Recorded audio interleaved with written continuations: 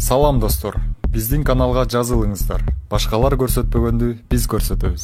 Рахмат, кийинки сөз депутат Икрамов Тазабек Икрамовичте.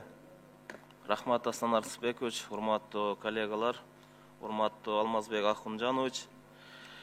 Акыркы учурда дүйнө жүзү боюнча коронавирус боюнча жайылгандыгы мамлекеттердин саны 115 мамлекетке жетти. Европанын өнүккөн мамлекет катары белгилүү Италия жалпы карантин жарыялады. Коронавирустун очогу катталган Кытай мамлекети менен биз кошуна болуп турабыз. Бүгүнкү күнү азыр коңушу мамлекеттерде бул илдетти жайылып кетүү коркунучун күчтүү деп атайын иш-чараларды бекитип жатышат.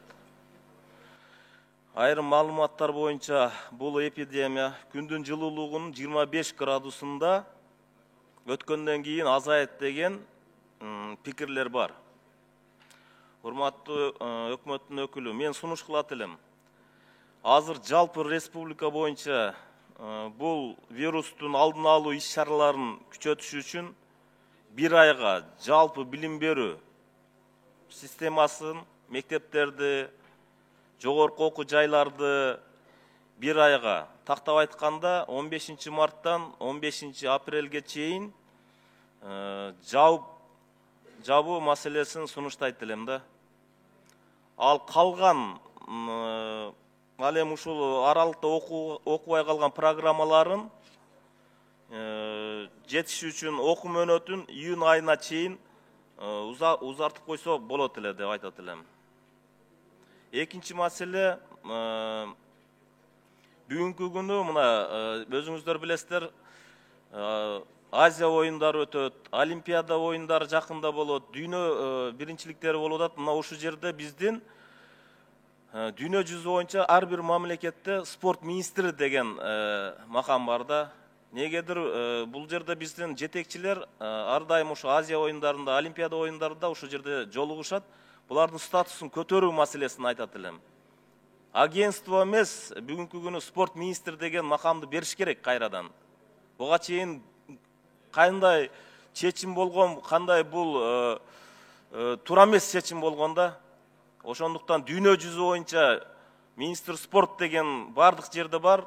Ошол жерде айтылат, Кыргызстандан келген спорт министри деген мындай айтылыш керек да. Бардык дүйнө жүзүндө спорт министри деп айтылат, биздики гана спорт агентствосу деп айтылат да. Бул туура эмес деп айтат элем. Ушуну тез аранын ичинде премьер-министрге айтып деп, мына келе айткан Олимпиадага булардын макамын өзгөртүп берүүңөрдү сунуштайт элем.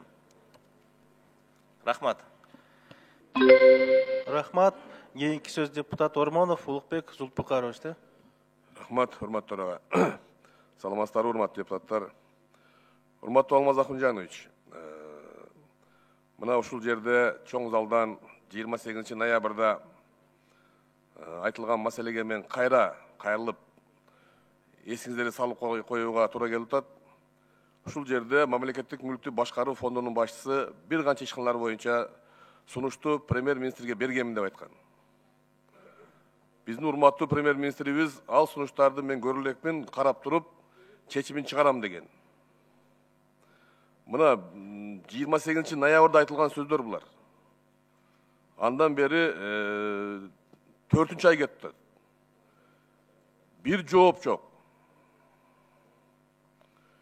Биз бул жерде сүйлөп аткандарыбыз керекпи, керек эмеспи? Эгер ушундай чоң өкмөттүн отчетунда болгон сунуштарга жооп жок болсо.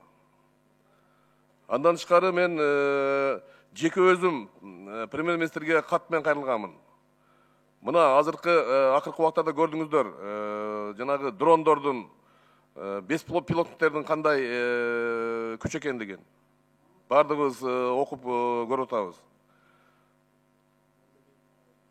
Атайын ошол биздин мамлекетке бекер дрондорду берем десе ошого жооп жок. Бул не деген мамиле, жалпы эле бул өкмөттүк маанилүү иш да. Бул биздин коргонуу чек арабыз боюнча керектүү нерселер.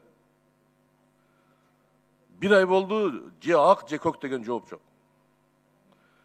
Кереги жок болсо кереги жок жооп берип койсун. Эгерде мамлекеттик мүлктү башкаруу фондунун жетекчиси туура эмес сунуш берген болсо, аны кызматтан алсын. Ушунча элдин алдында бул жалган айтып атыптыр деп. Жылдап мыйзам иштеген жетекчилерди эч ким карабайт. Кайрылуу керекпи, керек эмеспи, мен түшүнбөй калдым. Өкмөттүн аппаратында кандай иштер болуп атат? Каттарды карайсыздарбы? Мен ошо мурдагы ошол залдан айтылган суроо талаптар боюнча конкреттүү жоопторду күтөм, Алмаз Акунжанович. Мен өткөндө айтканмын, жооптор келмейинче ушул жерден залдан айтууга туура келип атат. Эгерде жогорку кеңештин депутатынын суроо талабына ушундай мамиле болсо, жөнөкөй элдердин жообуна такыр эле жооп жок экен анда. Аларды бирөө окуйбу, окубайбы? Ошондуктан мен суранып кетем, урматтуу Алмаз Акунжанович. Биз сизди аябай сыйлайбыз. Бирок өзүңүз дагы ушул маселеге мен кайталап уже 5-чи жыл айттым, көңүл буруп, мага жообун берип коюңуздар. Рахмат. Чоң рахмат, урматтуу төрага. Саламатсыздар, урматтуу депутаттар. Алмаз Акунжанович, көпчүлүк депутаттар көтөрүлүп атат. Эми бүгүнкү күндөгү приоритеттүү маани бере турган багыт бул саламаттык сактоо коопсуздугу, экономикалык стабилдүүлүк, азык-түлүк коопсуздугу болуп атат. Мен экономикалык коопсуздук боюнча айтып кетсем, мына доллардын курсу көтөрүлгөндөн тартып, бир топ импорт кирип аткан товарлардын дагы баасы көтөрүлүп атат. Бул албетте муну менен токтоп калбайт. Ошондуктан биз мүмкүн болушунча долларды сыртка чыгарбай, валютаны сырттан тескеринче алуу аракетин көрүш керек.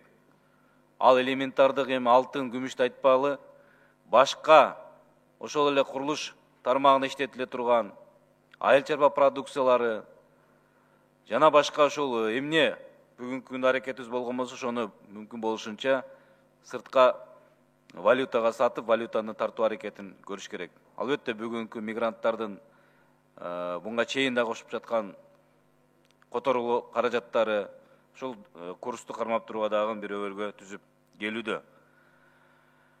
Бир мисал катары айтып кетейин, азыр сырттан келип аткан импорт. Биз 20-май, 30-майда 2019-жылы салык кодексине өзгөртүүлөрдү кабыл алып бергенбиз. Бул жерде мен расмий тилде окуп кетейин. Поставка кормов для сельскохозяйственных птиц и рыб, произведенного налогоплательщиком сельскохозяйственному производителю, осуществляется деятельность по разведению сельскохозяйственных птиц и рыб, является поставкой, освобожденной от НДС. Значит, кошумча нарк салыктан жемди бошотуу боюнча кабыл алынган, президент тарабынан кол коюлган 8-июлда, бирок тилекке каршы бул да иштебей жатат экен бүгүн. Бүгүнкү күнү 200дөн ашык ушул чарба боюнча алектенгендер бар, балык чарбасы боюнча 5.000 тоннадан 50.000 тоннага чейин жетти бүгүнкү өндүрүм. Мындай көрсөткүч мындай саналуу гана да тармактар боюнча айта турган болсок. Бул эгерде кодекс иштеген болсо, албетте өндүрүүчүлөргө дагы жеңилдик болот, и ал дагы экспортко чыгып валюта алып келгенге түрткү болот. Андан сырткары жана айтып кеткендей, урматтуу Алмаз Акунжанович, Госарстрой тапшырма беришибиз керек, шаар куруу, жөнөкөй архитектуралык генплан, проект, ошонун бардыгын түзүп атканда мүмкүн болушунча өзүбүздүн ата мекендик сырыйон иштеткенге, ошол эле сары таш дейбизби, базалит жана болгон токой. Эгерде статистиканы, маалыматтар карасаңыздар, бүт известняк жана башкадан бардыгын тартып Кыргызстанда чыгат, ошонун бардыгы. Рахмат. Рахмат. Саламатсыздар, урматтуу депутаттар, урматтуу Алмазбек Акунжанович. Мен сиздердин көңүлүңүздөрдү ушу Кыргызстандын келечегине чоң таасирин тийгизчү бир маселеге бургум келет да. Булар мөңгүлөр маселеси. Бүгүнкү күндө глобалдык климаттын өзгөрүшүнө байланыштуу суунун көлөмүн, дарыялардын көлөмүн аныкташ үчүн бул мөңгүлөргө мониторинг жүргүзүш керек да. Мага жакында эле ушу Улуттук академиясынын суу проблемалары жана гидроэнергетика боюнча институттан келип кайрылуу түшкөн. Алмазбек Акунжанович. Бул кайрылууда мындай. бул Улуттук академиясы чоң зор жумушту кылган. Бул ЮНЕСКОдагы глобалдык экологиялык фонддон проекттин алкагында грант алып келип жатышат. Ушу мөңгүлөргө мониторинг жүргүзүү боюнча, аныктоо боюнча. Бизде ызчы болуп атпайлыбы мөңгүлөр ээрип атат деп. Бүт министрликтерден колдоо атап, бүгүнкү күндө курчап турган чөйрөнү коргоо жана токой чарбасы агенттиги колдобой жатканы бизди өкүндүрөт да.